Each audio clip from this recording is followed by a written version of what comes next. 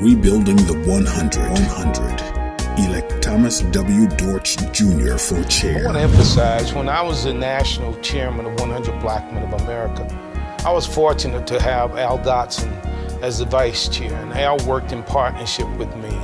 I was able to go out and seek a lot of financial support and to look at foundations and resources to train chapters, and I had a person I could depend on. And then Al Dotson was elected as your national chair, and he had a great assistant by the name of Curly Dossman, who worked with him and was there to help lighten the load for him. And then we elected Curly Dossman. Curly's a very competent leader in the foundation industry, heads up one of the largest sectors of one of the largest corporations in the country. But we have to remember that a national chairman can't do it all. And so while Curly had spent a lot of time in raising resources and a lot of times looking at programs for this organization, unfortunately, he wasn't blessed to have the kind of support he should have had. And so as we look at where we are today, I'm not blaming Curly. I'm not blaming really into the leadership. I'm just simply saying we're at a point now where we've had a little mission drift. We haven't taken care of the home as we should have, and so our chapters are not as strong as they should be.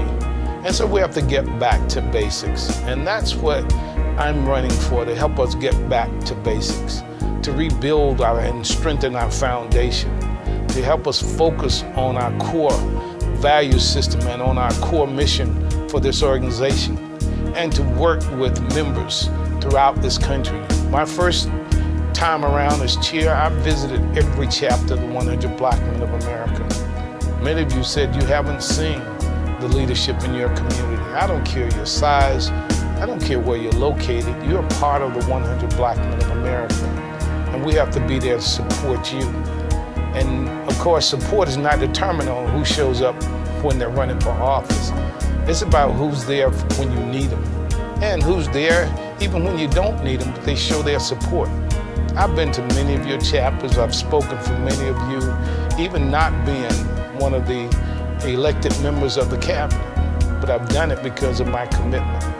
I'm running because I love the 100 Black Men of America. And more importantly, I don't want to see this great organization in a downward spiral turn for the worse.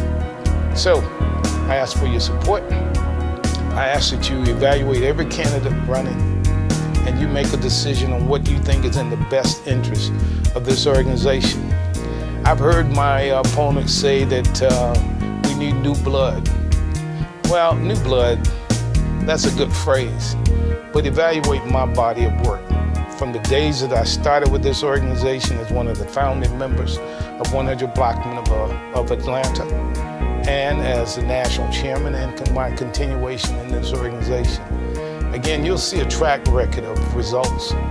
And so you look at the over 30 million that I've raised for this organization, and you can look at the 30,000 that has been raised by my opponent.